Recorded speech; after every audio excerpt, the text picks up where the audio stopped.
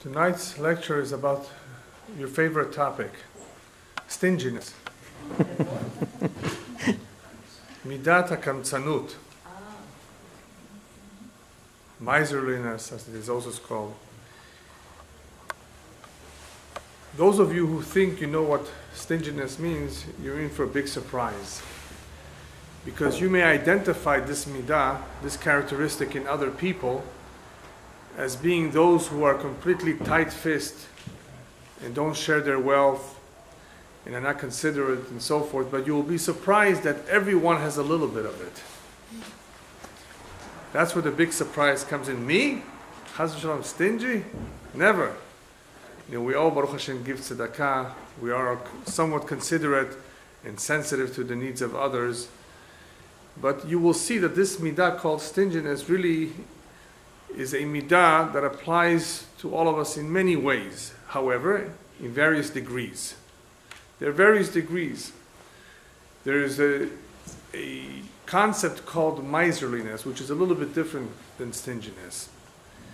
For example, there is the one who is stingy for others, who doesn't want to give to others, and the one he's so sick that he is even stingy for himself. He doesn't spend on himself, even though he has many millions of dollars. I'm sure you've heard of people like that. They have them. They exist. In every generation, in every time, in every country, there are people like that who have lots of money, tons of it, more than they can ever need in their life, in their children, and their grandchildren's life, and they don't even spend on themselves, even the bare necessities. They deprive themselves.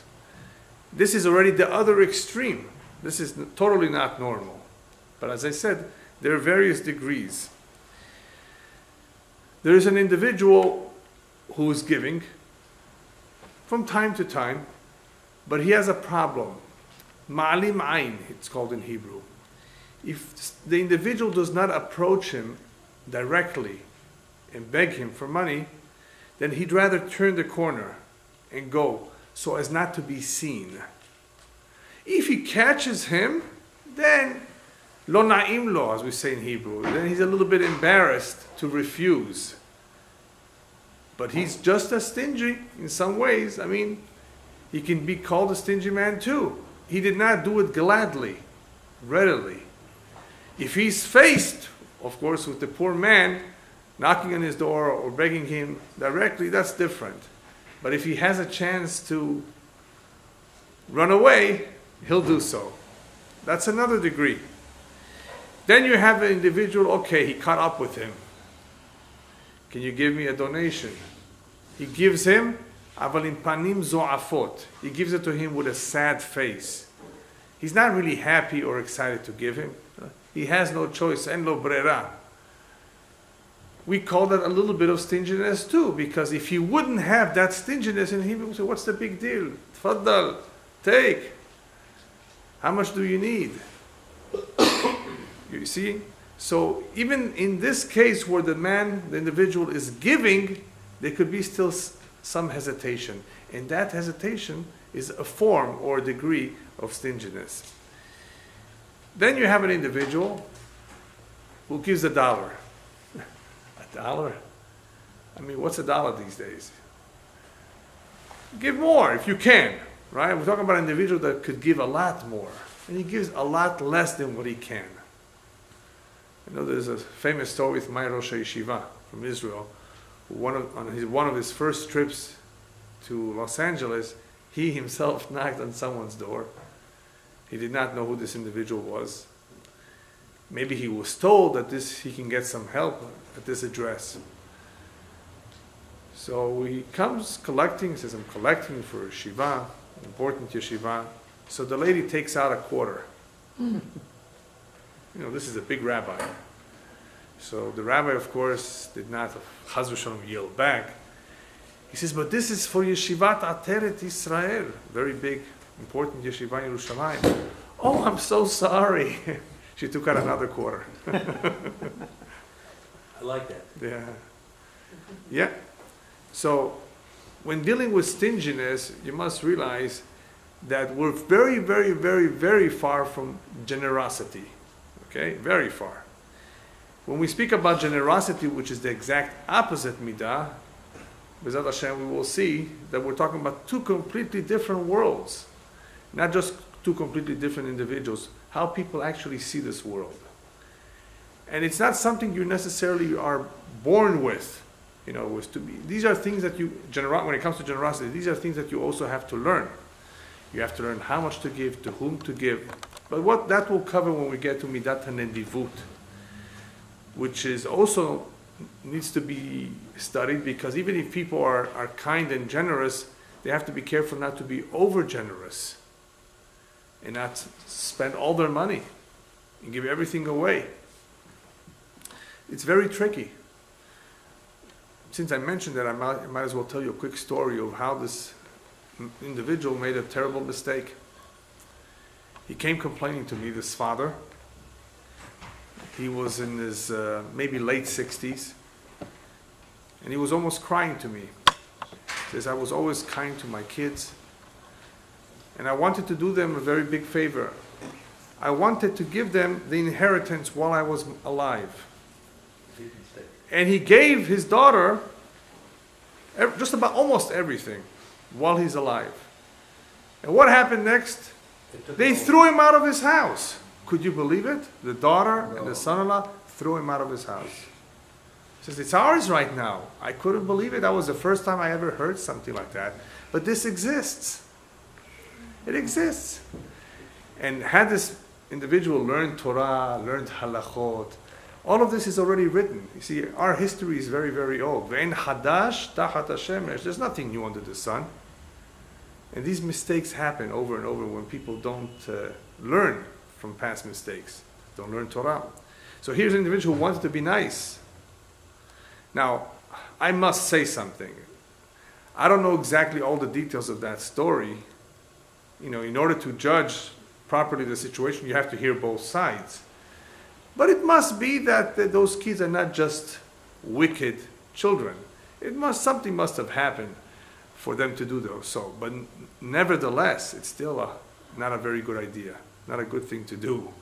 You know, to take a chance, because even if your child is a good child, he's marrying someone else who's not your child, and that's when the troubles begin. So you have an individual, we're talking about stinginess, who is a little bit difficult with sharing his wealth with others. He could also be called a tsar ayin. What's a tsar ayin? Tsarut ayin is the narrowness of the eye. Rabbis tell us that it's an ugly midah when one has a narrow eye. What's a narrow eye? Narrow eye means two things. Either ata lo mefargen le'acherim, as we say in Hebrew, you're not happy for others when they buy themselves a new house, a new car. It's one thing to be jealous. Then there's somebody who's not jealous because he wants what he has. He's not happy that the other one has what he has. You see the difference? Jealousy, plain jealousy, is you want to have what the other one has. Oh, I'd love to have what he just got. There's something uglier, worse than that. You have what the other one has. You don't want him to have it. You're unhappy that he has a new house, that he just built himself a beautiful home. That's sarut ayin. That's one kind of sarut ayin. The second kind of sarut ayin is similar to stinginess.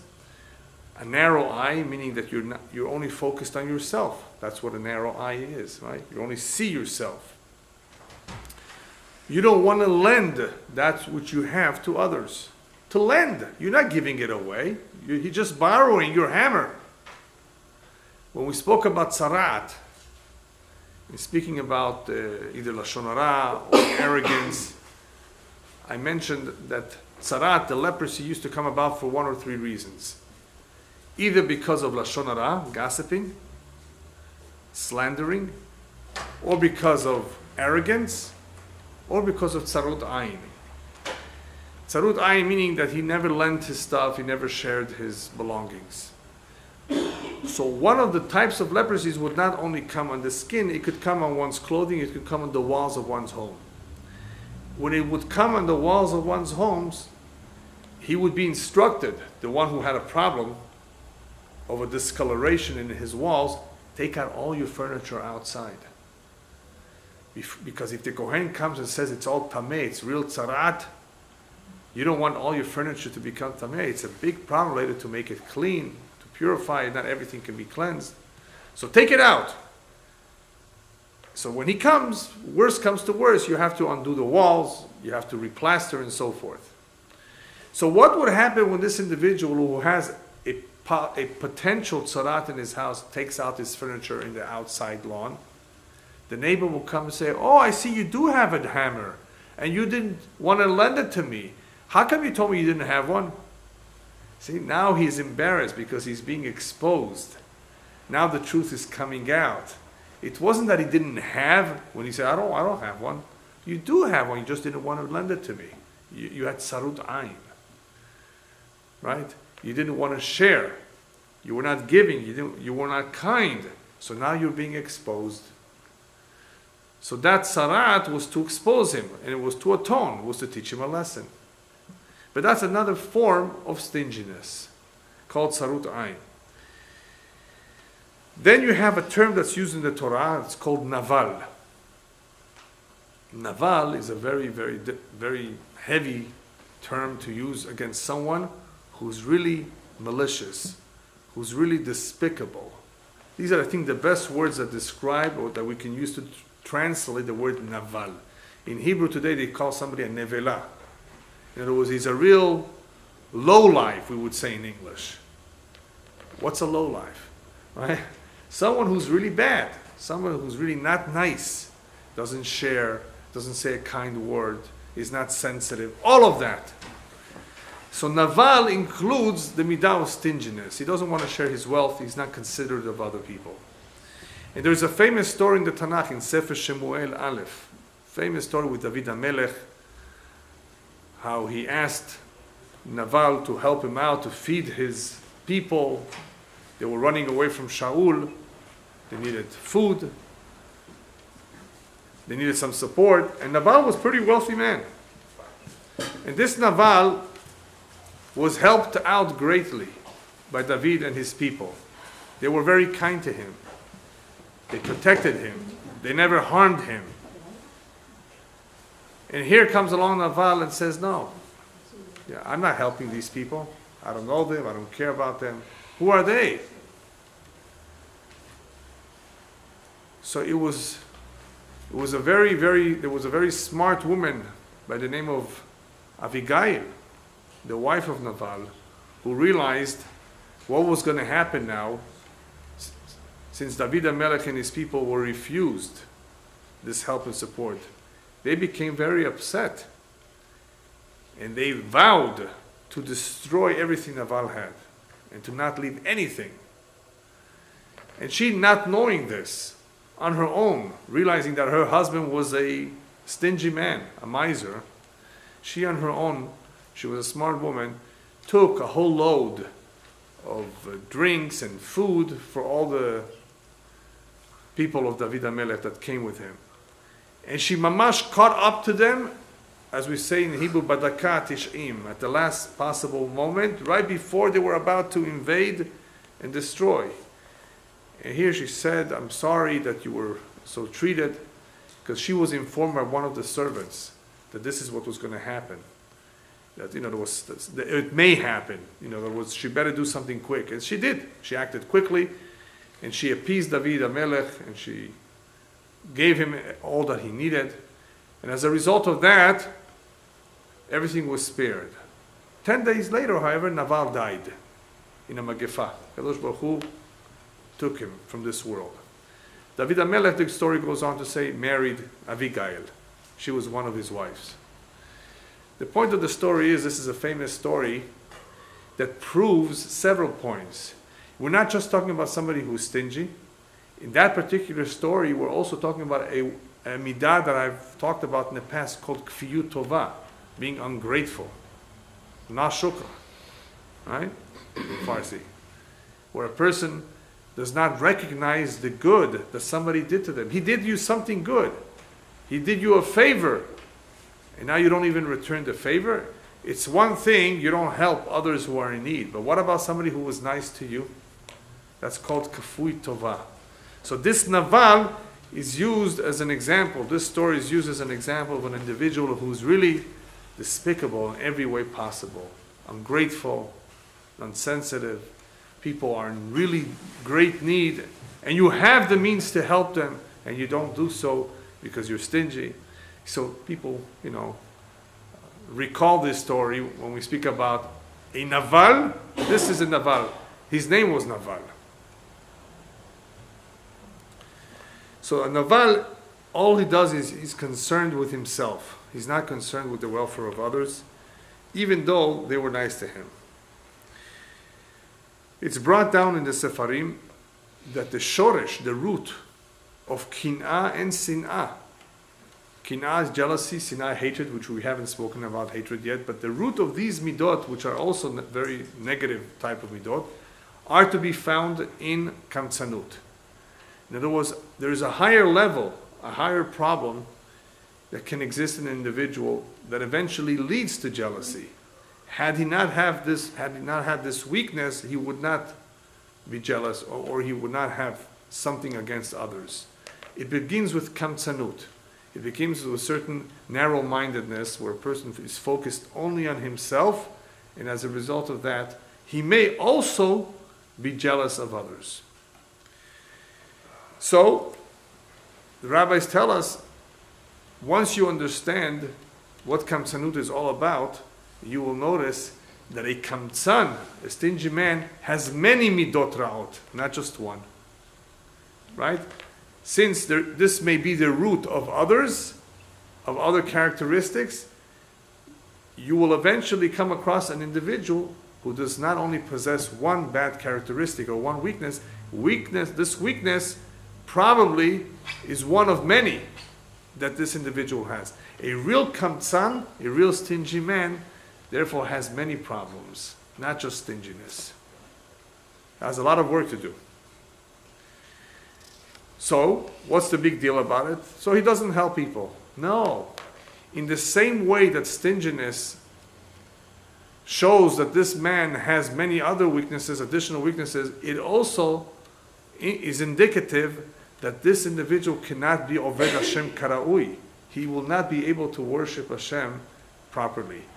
His service to Hashem, his performance of mitzvot will be lacking. It is impossible that he will be able to excel and do a good job when it comes to being an observant Jew. This will be in his way. Kamtsanut will be in the way of being Oved Hashem Kara'ui. As an example, let's see what will suffer. Which area of Torah will suffer as a result of kamtsanut? Well, the obvious one is tzedakah, right? He will not be charitable, right? Whether it's in Purim, when everybody is generous more than ever, or whether it's in some other time of the year, when people are in greater need because of the holidays. He will not have compassion for the poor, lo merachem al aniyim, which is a problem. In other words, if he's a member of a community, you're going to have a hard time collecting membership dues from him for whatever needs there may be in the community. When it comes to business, as a businessman, he won't be easygoing. He will be makpid. He will be very strict about every penny, about just about anything. He will not be a vatran. Okay, fine. Take it for less. It's okay. It's a little used anyway. I've had it for a long time. Some people are easygoing about it, especially if you want to sell something and you haven't sold something for a while. Everybody wants to just sell. Okay, take it for less. But a person who's stingy when it comes to business will not be an easy businessman. He just will not give you an easy time if you're trying to buy something, get a good deal. He's too makpid, too strict. People will not benefit from him. That's another area. Nobody will benefit him. In other words, no one will be able to say a good thing about him at his funeral, because nobody ever benefited from him. He never said a kind word, never visited the sick, never involved himself in community affairs. This man probably does not have bitachon in Hashem, proper reliance in Hashem, in God. Lo mehader b'mitzvot, he does not beautify or embellish the mitzvot. What does that mean? Let's say you buy an etrog right now for mitzvot, or in Sukkot. Etrog, lulav, arba minim. You can buy one for $10, you can buy one for $100, you can buy one for even more. One who really loves mitzvot, mehader, he beautifies, he spends a little bit more. I mean, after all, you bought yourself a Lexus recently, the latest one, so you're being mehader in cars, right? For whatever reason. You're mehader in your furniture in your house. You're mehader in all sorts of things that you allow yourself. You go the grand way. Make a wedding, oh, especially if it's a Persian wedding. It has to be in the Biltmore Hotel, right? Not necessarily, but it has to be fancy, right? Mehader, it's a wedding. I've been told this by people. Well, I can't do anything cheap. There's too much pressure in the community. You know, they're not going to be happy if we do anything less than this. What do you care? All right, fine. You have pressure. But what about mitzvot? You don't have any pressure from him? So you see the problem here? So an individual who is a kamtzan, a stingy man, will have a problem with mitzvot. Mitzvot is different. And he will not necessarily have a friend or a rabbi because that costs money. You know, if you want to have a good friend, you have to spend on him. Take him out, buy him a gift, right? This costs money. So if he's a real kamtzan, a real stingy man, he won't do that. And a rabbi, well, it requires effort too, to travel, to see him. Oh, it will be haval, a shame on the fuel. Whatever, depending on how stingy he is. This is approximately a description of what kind of an individual we're talking about, the weakness of stinginess, and you see how this can affect him in many areas of life. Now let's try to understand the root of the problem, where it all starts from. How does one become like that? The nature of every human being when he's born is to be a mekabel. The Kabbalah tells us that that is the way human beings are born, with the desire to receive. That is why when a baby comes into this world, his fists are closed. I want everything. That's the human nature. When he leaves this world, when a man dies, his hands are like this because he leaves everything behind. He doesn't take anything with him. So we come like this, but we leave like that. So that's the human nature, to want to acquire, to want to possess, to want to have. That's the way Hashem made him. And in the process of wanting to have things comes also worries and survival instincts. I want to survive. I want to have for a rainy day. I need more and more money. I need to have this. I need to have that. It's all part of the same thing. This leads to that. So there is the want or the desire to receive. There is the preoccupation with survival. There is the worries and anxiety of, I need more and more and more. And some people have less, and some people have more, depending on how high the volume is in that individual who has these midot. We all have it, as I said before, but some people, the volume is raised very, very high in the desire of having, because that is their mazal, and I'm going to speak about that soon. How could that be a mazal? But that just happens to be that because of his mazal and the various inclinations that he has, this is his challenge. That he has this propensity to want to acquire a tremendous amount of wealth and therefore possibly not even wanting to share it, keeping it all for himself. But it's more than that. I just gave you the basics that everyone has. Why he is so paranoid, we'll see next. But before we see what's the source of this paranoia that goes to the extreme, we have to remember a very important point that I've mentioned in the past, that even though that's the way creation is, Hashem doesn't want it to be like that. God doesn't want us to just be receivers. He wants us to be givers. Because the entire creation of Hashem is an act of love, an act of giving. He just gives. Hashem gave us everything. He wants to give us everything. And that is something that we have to learn. How does one learn to do that? Through the mitzvot. As the Sefer HaChinuch says, what all the mitzvot have in common, even though they're different, what they all have in common is that halevavot nimshachot achara pe'olot, that the hearts are affected by the actions we perform.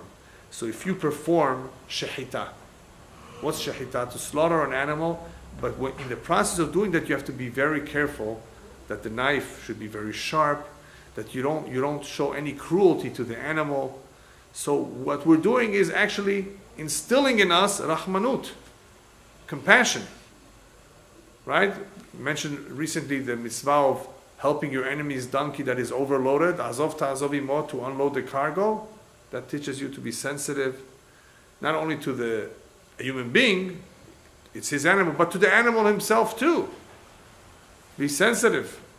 So every mitzvah, somehow, by performing the mitzvot, we are instilling in us certain characteristics. Without performing these mitzvot, we have what's called the raw nature of a human being.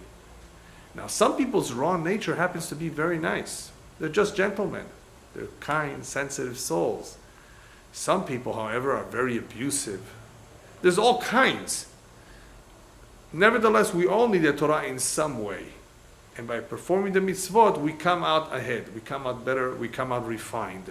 That is the idea of the Torah, in addition to the reward that we will get in performance of the mitzvot. In other words, besides the reward, Rasa Kadosh Baruch Hu lezakot et Israel. Lezakot does not only mean that God wanted us to have many merits, but lezakot also means to refine. Lezakech. So the mitzvot mezakechim, they refine the character if one does them properly. So one of the characteristics that we will acquire through the mitzvot will be the midah of HaKadosh Baruch Hu, which is to give, not to take. So yes, we are born wanting to take, but by performing the mitzvot, Hashem tells us, visit the sick, give to the poor, have pity on the orphans and the widows. This instills in us rahmanut, which is one of the midot of HaKadosh Baruch Hu, HaMerachem al kol briyotav. The HaKadosh Baruch Hu has compassion on all of his creation. So in order to acquire this midah, that is a midah of Hashem, we need to perform his mitzvot. Rabbis tell us an incredible thing, that whoever has no compassion whatsoever must not be from the seed of Avraham Avinu. Because all those who are from the seed of Avraham Avinu have some degree of compassion. And if an individual has no compassion whatsoever, maybe there's non-Jewish blood running through his veins, that he's so cruel and so insensitive to his brother. I'm talking about to your own brother, right? So that's something that could be a red light.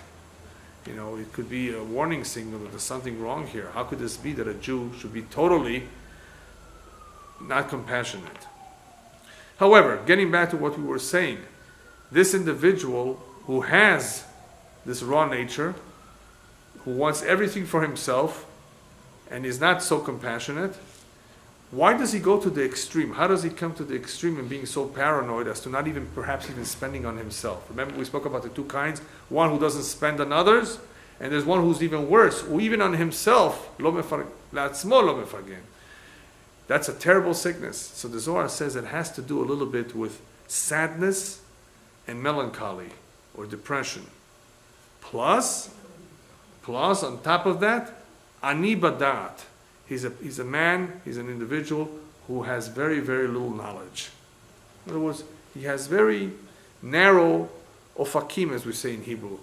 His view of the world is very narrow. He's not a knowledgeable person. He does not have a good understanding of what life is all about, what the purpose of everything is. Had he been knowledgeable, had he had some understanding about what the world is all about, what life is all about, he wouldn't be like that. So this is indicative, if you took it to that extreme, remember, to the extreme, because on the average everybody has a little bit of it, but to the extreme it must be that he doesn't have that much knowledge. Wani bedat, the mind is narrow, he doesn't see, he doesn't understand that this is ridiculous. The money, you're not going to take it with you anyway. Right? And they're having people who ask their money to be buried with them. So you know what one son did when his father asked him? He wrote him a check. Yeah. I always tell people that opening up banks at the cemetery. Yeah.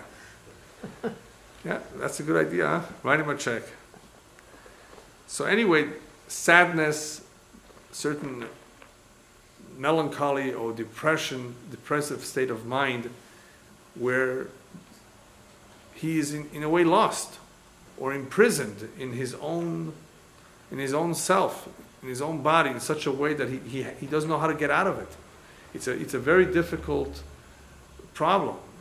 It's not so easy to correct, the one who's at the very, very extreme. If you're not at the extreme, then you basically can easily adjust and adapt. But when you're at the very extreme and you have a sickness, you need a tremendous amount of help. But the Zohar is telling us that don't think it's only just because he wants it for himself. It's more than that. He's not knowledgeable.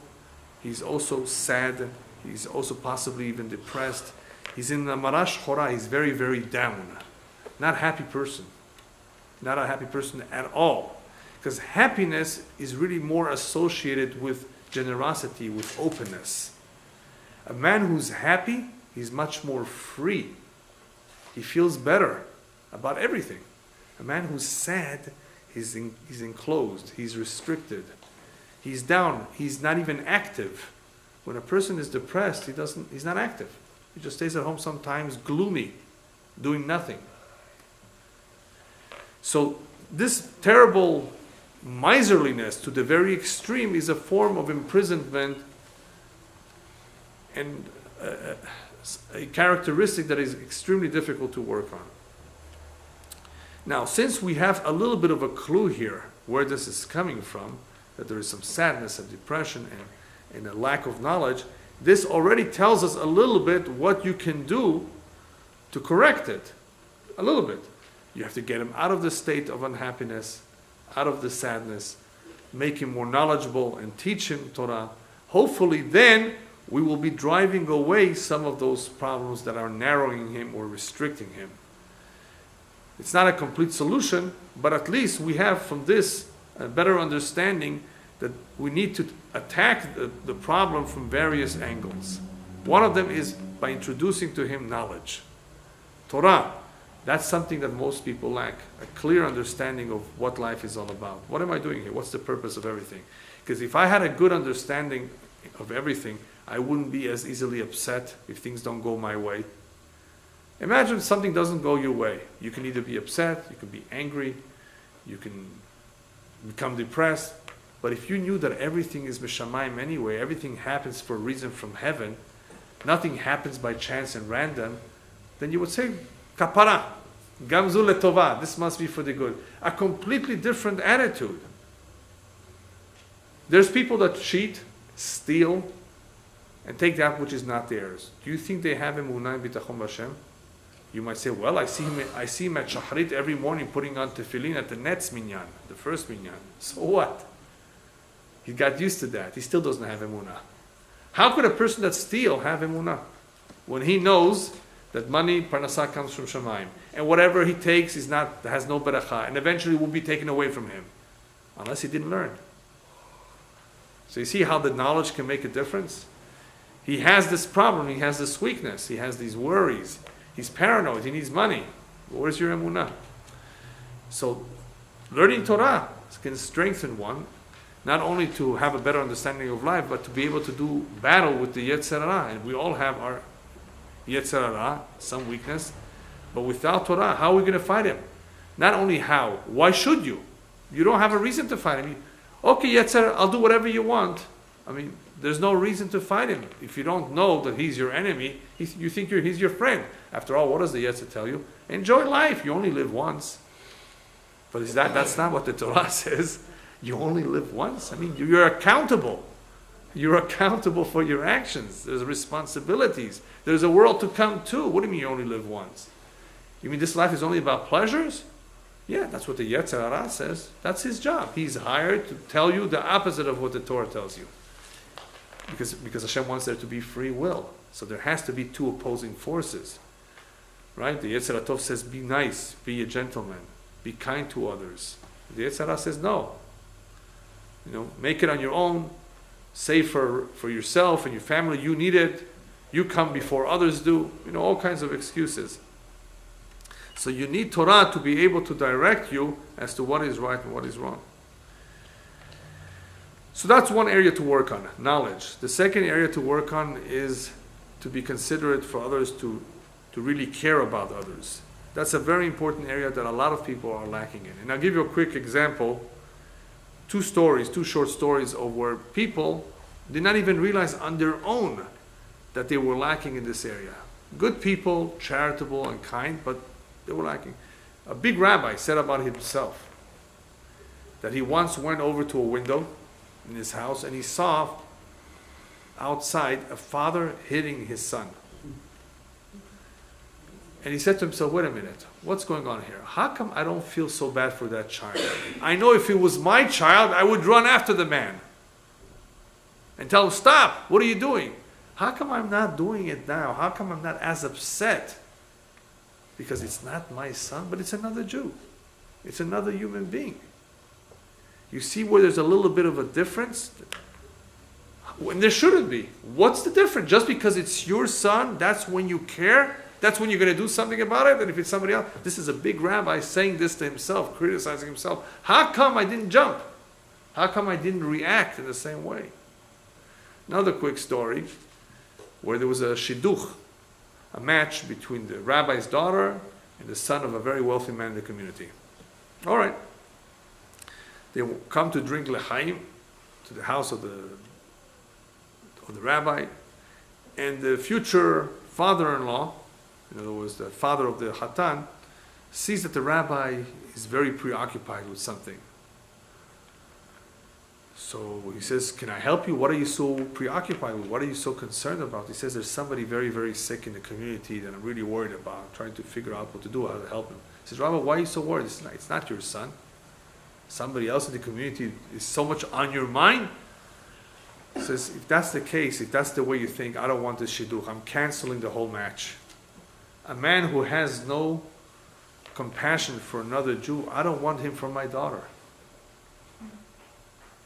I don't want his son for my daughter. This is not normal. A Jew has to have some compassion for another Jew. That was enough to tell him that this man lacked that compassion. Look how he reacted. What do you mean? It's somebody else's. What's the difference? What do these stories show? That there are various degrees in compassion and how much we care for others. This is therefore an area that has to be further developed. If one wants to work on his stinginess, he has to train himself to be as caring to others as he is to his own. The Zohar says something incredible. This stingy man, if he does not work on himself or do anything to correct his problem, he will have a spirit called Ra'ah, HaMemunah al HaKamtzanut shetishlot alav. The spirit of stinginess is called Ra'ah, bad or evil. It will control him. What does it mean to control him? This is a fascinating thing. Not only will it make him much more stingy and hold him back in the future, it will do something terrible to him. The rabbis tell us that the kamtzan's money eventually will be given to somebody else. Listen to what Shlomo Melech says. Shlomo Melech, the wisest man that ever lived, in his Sefer Kohelet, which I highly recommend that you should learn once. Kohelet, Emishlei, but especially Kohelet, speaks about his tremendous experience that he has had in all his life. And he says one of the things that the most disturbed me and really made me feel bad is as follows. There's something terrible that I've seen happening to people, and it happens a lot. What's that? A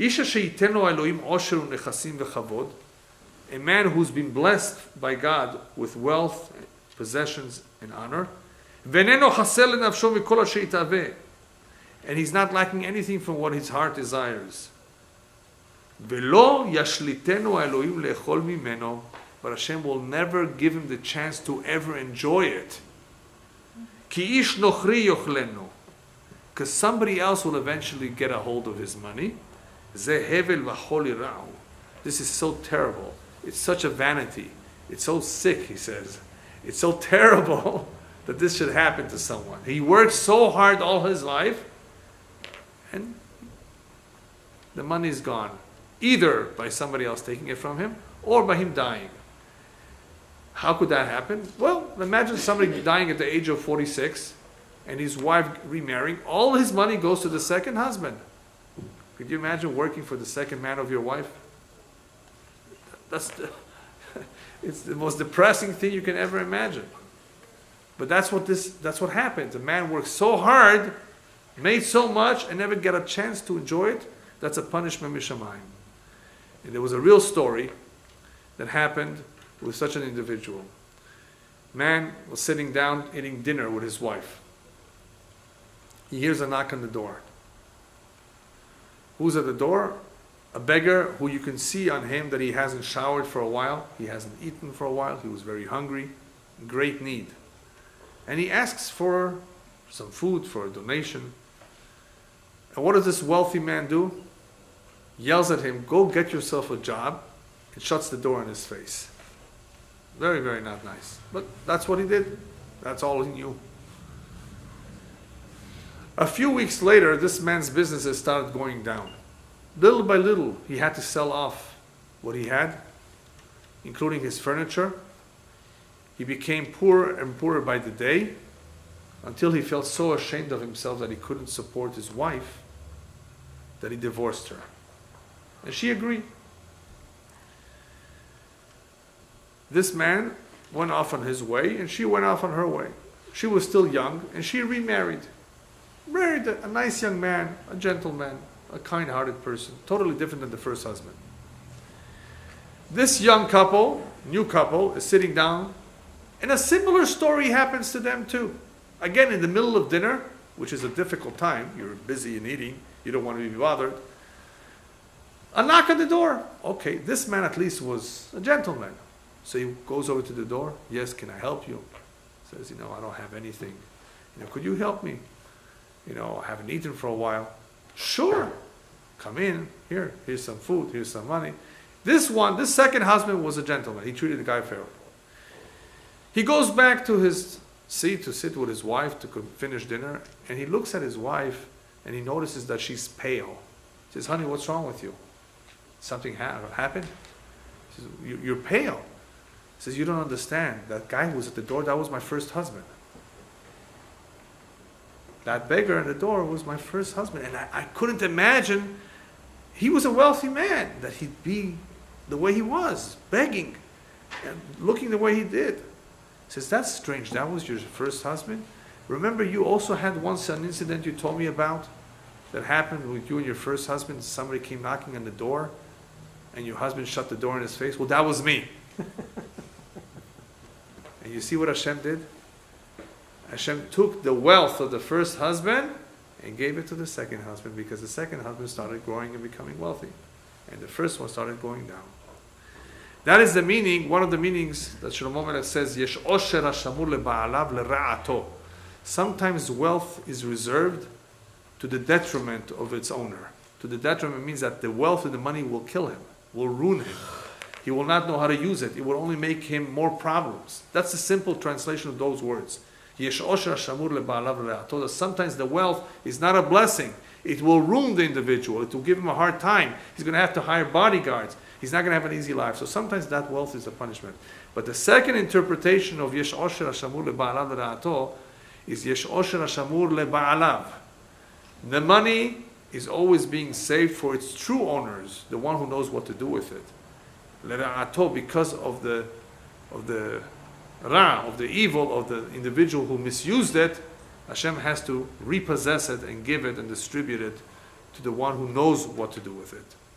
These things happen all the time. You just don't hear every single story.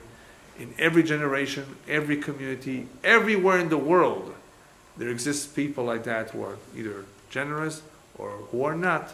And these stories happen to them. They were all the way on top, and Hashem took them down to the bottom, either because they were arrogant, either because they made their money in illegal ways, or they made it on Shabbat, which is not, there's no blessing. They did something terribly wrong, and Hashem eventually takes away that money. Because there's no blessing to it. Or in the case of the Kamtzan, that's part of his punishment. You don't share it with others. After all, that's why I gave it to you. Why do you think rich people are rich? because they deserve it? Not necessarily. Sometimes it's a beracha, but most of the time it's a nisayon, it's a challenge. Let's see what you do with it. You have the pikadon, I'm entrusting you, Hashem says, with this money. That's going to be your mission. Let's see what you do with it. You're going to buy imported furniture? Buy yourself a 10,000 square foot home? And have 4 chimneys? I don't know why they have 4 chimneys. Okay, one in the living room, one in the master bedroom, and in case they get cold, one in the bathroom too. You know, I don't know. But anyway, is that what you're using your money for? Yeah. It's a big challenge.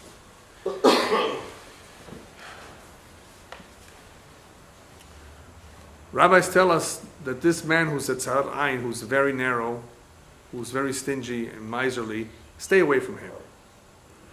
You don't want to give him any kavod, because if he does invite you to your house, he doesn't really mean it anyway. Come, why don't you come for dinner? He's just saying it so you should think that he's generous, but he doesn't really want you to come. He's going to watch over your food, what you eat and what you put in your plate, how many potatoes you took. Yes, there are people like that count every tomato and everything. Terrible. So you don't want to eat in somebody's home who's like that. As the pasuk says, Al tilham et lechem ra'ain. Don't eat in a meal of somebody who's a bad eye, who's narrow, who's stingy, who's a miser. The food is not blessed. Plus, you don't want to give him that kavod. You actually want to tell him, we know who you are. We know how you are. And therefore, we don't want to be a part of you. In other words, that's the only way he might get the point that people know that he's not for real. So therefore, have nothing to do with his food. What's funny is that Shlomo HaMelech reveals to us, as the rabbis explain, that even the birds who are flying over the stingy man's home, they know this home belongs to a stingy man.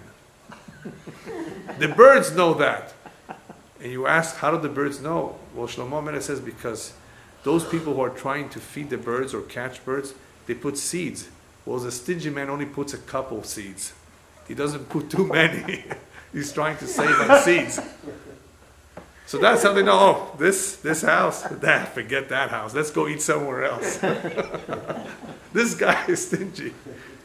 So even the birds know the stingy man. And of course, I think the Zohar says that the prayer of the stingy man is not even accepted upstairs. It goes to the other side, to the Sitra Achara. It goes to the dogs, as the Zohar says.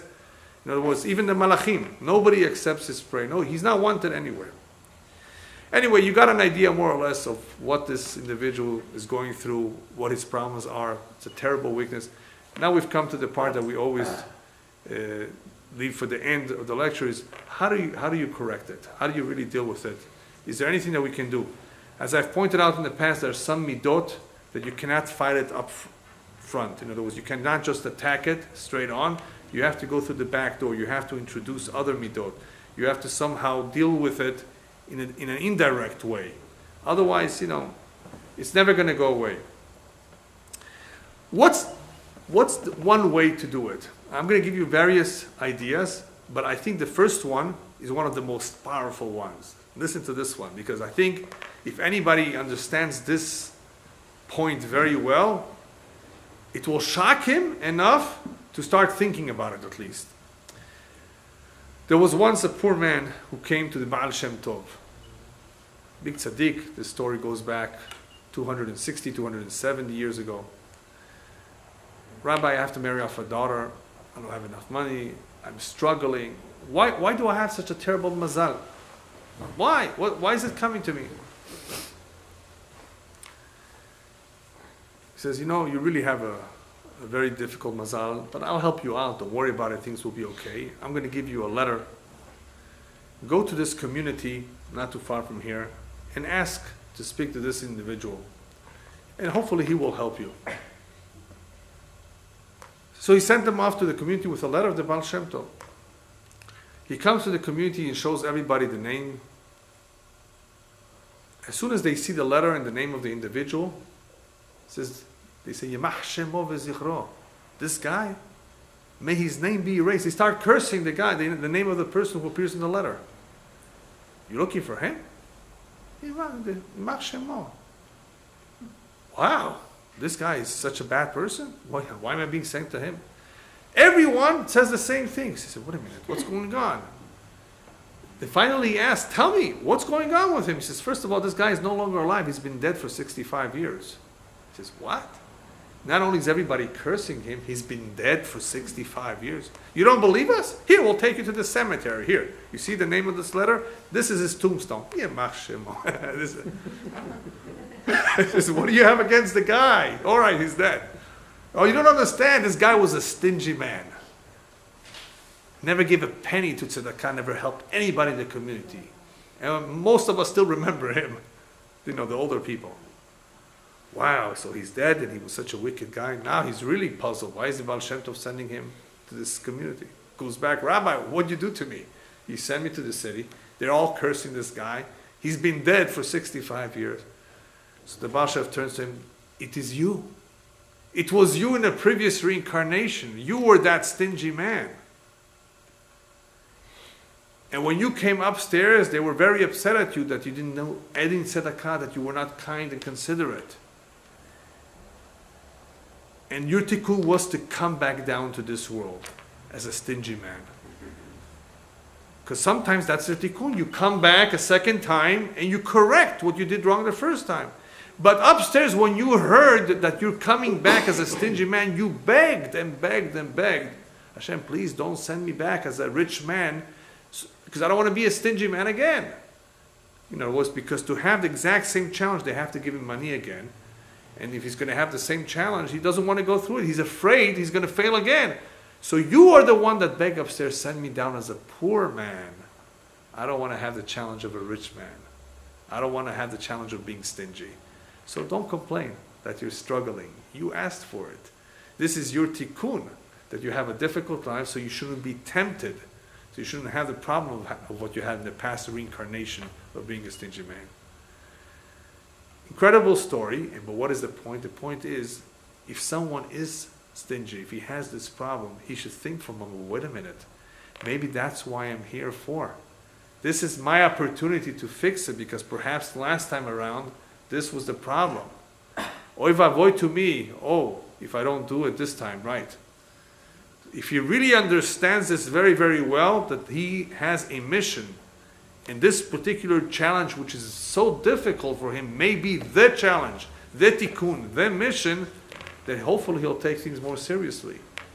After all, we're talking about an extreme situation, not somebody who is okay, tzedakah once in a while, but he does it. No, he doesn't do it at all. He's sick. It's not normal. Well, maybe this is his challenge. So if he understands this very, very well, this may be a big help for him in trying to correct the problem, because then he's going to be afraid. Another idea that can be helpful is what happened once with my father. An individual came over to my father. He says, Rabbi, I have a problem. What's your problem? How can I help you? I can't give charity. I just can't give. It's hard for me to give. At least he confessed. So my father asked him, tell me, can you give a nickel? He says, Rabbi, a nickel? What's the big deal with it? Of course I can give. So give a nickel every day. Put in the pushka. Put a nickel. So every day he put a nickel. About a week or so later, my father asked him, how's it going? He says, Rabbi, no problem. So my father says, can you give a dime? He says, Rabbi, a dime? What's the big deal, a dime? So put a dime. Eventually, a nickel became a dime became a quarter became $1. And the man started giving $1 every day. It became easier. Hergel na'asa teva. It's all a matter of getting used to. The hergel, the habits form our second nature. So you have to try getting used to it. And you start with small steps, small change. This was a good example of how a person was able to train himself through habit to become more of a giver. That's the second idea. Third idea, one has to learn the importance of Ahavat Israel, read about how important it is to love every Jew, to care about every Jew, to be involved in other people's lives. We don't live here for ourselves, we live for others too. We go to other people's weddings after all, unless you're going for the food. I know some people do that. They go for the food. No, why are you going to a wedding? You're going to be mesameach hatan vekala. You're going to make them happy. Eventually they will make you happy. Somebody is sick, you go visit him. Eventually he will visit you, chas v'shalom, if you're sick.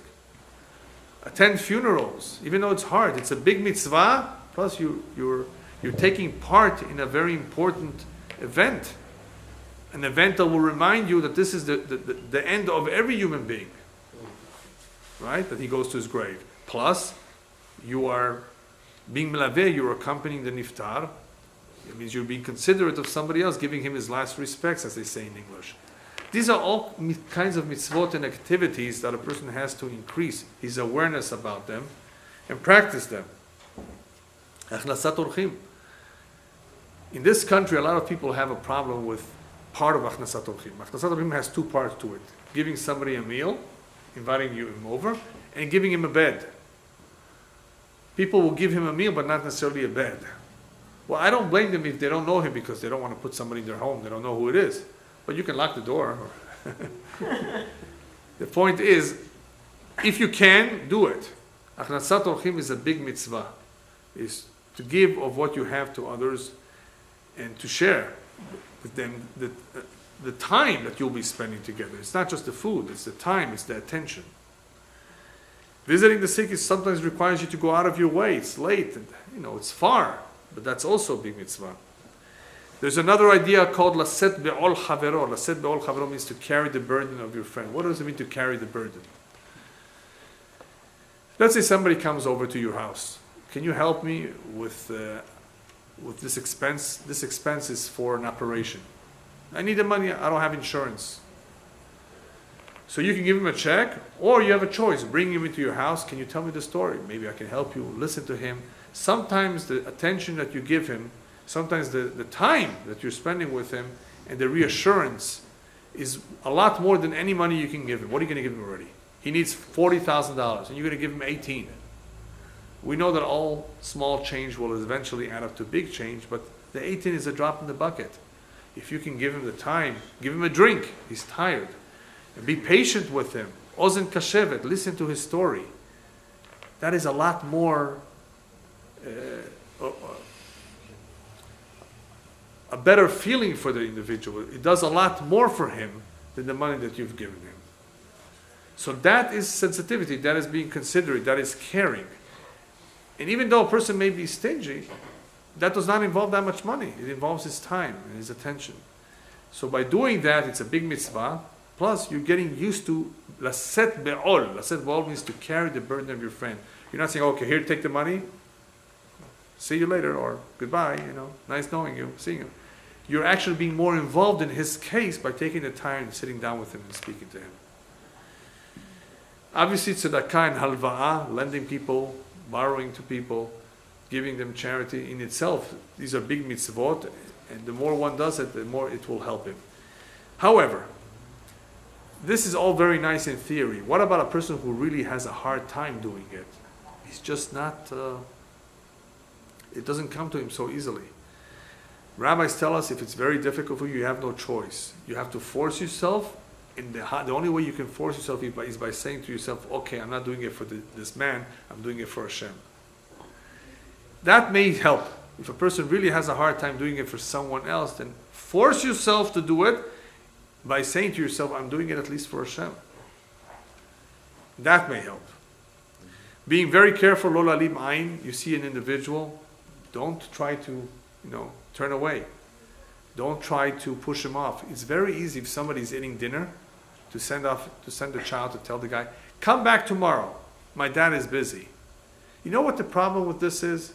Even though you may be justified in doing it, by pushing it off to mañana, even though you're very busy, you know what the problem is? Tomorrow he may not come back. Maybe he's traveling home tomorrow.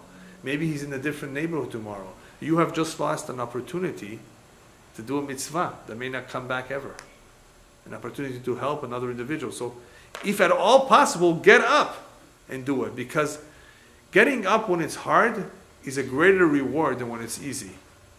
Chesed amiti, true kindness, is not when it's easy to do. When it's difficult to do, you still do it. Oh, it's hard for me. Right? I get up and I do it anyway. Oh, you did it anyway, even though it was hard for you? That is much more impressive. So these are the kinds of things a person has to work on if he really wants to work on himself, if he's serious about it. The following is an additional idea that especially applies to miserly people, not stingy. Miserly, in other words, that even on themselves they don't spend. There was once an incident where a rabbi came visiting a rich man, very rich man, and he sees him eating for dinner sardines. The rabbi tells him, "You eating sardines?" He says, "Yeah, I'm trying to be a big tzaddik, to listapek b'mu'at, to be content with a little bit." No. The rabbi says, "No, you have to eat." As they say in Yiddish, he was telling him, "You have to eat stuffed duck." The real fancy food, or as we would say today, rib steak.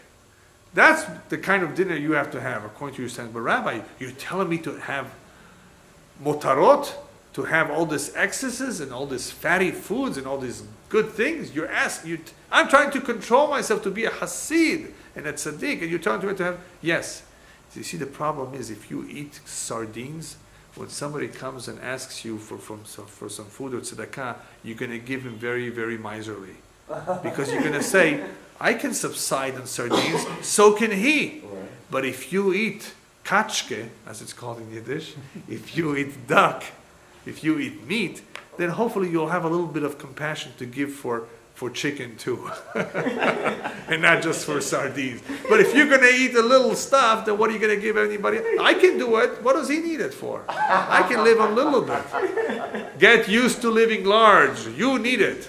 So that you should be compassionate on those that don't have it. Okay, just a couple more ideas. Rambam says, what's better? You have $1,000 to give out. Should you give it to one person or give $1 to 1,000 people? Obviously, it all depends on the circumstances. You may not want to do either. You want to maybe give 100 to 10. It all depends on the circumstances. But the Rambam makes a point that the more you give, the more you've trained yourself. It's not just 1,000 mitzvot, 1,000 people. 1,000 times of giving, it becomes easier to give. That is the meaning of why the Torah says, Patuach tiftach et yadecha. In giving tzedakah, the Torah says, give, so you should give. Give. What's give? So that you should give. Patuach tiftach. Because you want to do it regularly. You don't want to do it once a year. Rosh Hashanah, Yom Kippur, that's when I give. No. You want to give, even if you already gave, you want to give again. On a regular basis, and you have to figure out how much you can give. And figure it out, and distribute your tzedakah appropriately. But the idea is, don't just do it once in a while. If you want something to become easier for you, then do it on a regular basis. Kol yom, afilu ktsat. Even a little bit every day, a quarter, 50 cents in the tzedakah. Especially if a person has this problem, yesh ota baya, then patuach tiftach all the time. Have some tzedakah, some money with you, and give it out a little bit every day. Like this, it becomes easier. Yeah, from anything. Yeah. So the point is, whenever you have a chance, give. Don't just wait for once a year. This last point is very, very interesting, because I'm going to give you a little story here, share with you a little story of a rabbi who did exactly that. He was always careful to always give and never refuse. And he wasn't so rich. Once a poor man came to the rabbi, "Rabbi, I have a big dilemma here. I don't just need a little tzedakah, I need a lot, because I'm about to marry off a child. Can you help me with anything?" The rabbi says, "I don't have any money. But here, take my wife's candelabra, the 2 sticks, silver. They didn't have 5 like we have today. Yeah, 2. Here, take these 2, go to the smith, the silversmith, in other words, and he will give you its value for it. But Rabbi, what is your wife going to use?" He says, "Don't worry, I'm going to take 2 potatoes and put the candles in the potatoes. Stick them in. That's all she needs is something to hold the candles. So I'm going to take 2 potatoes for her. But go quickly before my wife comes, otherwise she's going to yell at me. So go quickly." So he ran out and he took the 2 candlesticks, the silver candlesticks, to the silversmith. And the silversmith, as soon as he saw it, he recognized that this belongs to the rabbi. And he says, "What are you doing with this?" He says, "The rabbi gave it to me." He says, "Oh, no way. Here's the money, and go give it back to the rabbi." In other words, he wasn't willing that the rabbi should lose out. But the rabbi, of course, did an incredible, beautiful mitzvah in giving away whatever he had. He didn't have money. Okay, take whatever I have in the house. He did not want to refuse the man. Never refuse, because once you refuse, it becomes easier to refuse. But once you give, and you continuously give, it becomes easier to give and give. I'd like to finish with a very important idea that the rabbis tell us that this generation, the generation of Mashiach, has a very important tikkun. The tikkun of our generation is to give tzedakah. It is to be considerate and sincere and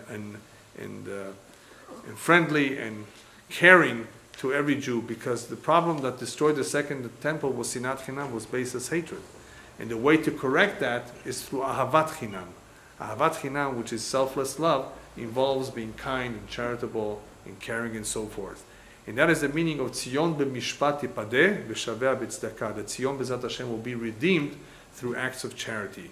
So HaKadosh Baruch Hu Baruch Hashem enabled us today to do this. So He has also made elal. You know what elal is? Elal is a tube of aluminum that carries 250 people from Israel to LA in 15 hours. And a tube of aluminum that flies in the air and is able to bring poor people from Israel all the way to Los Angeles.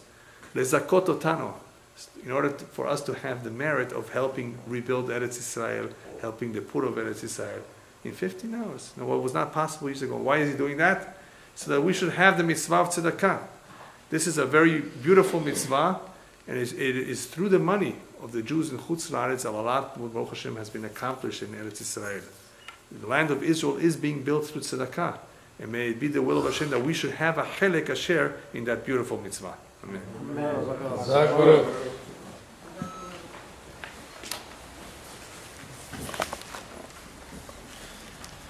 Hello, everybody.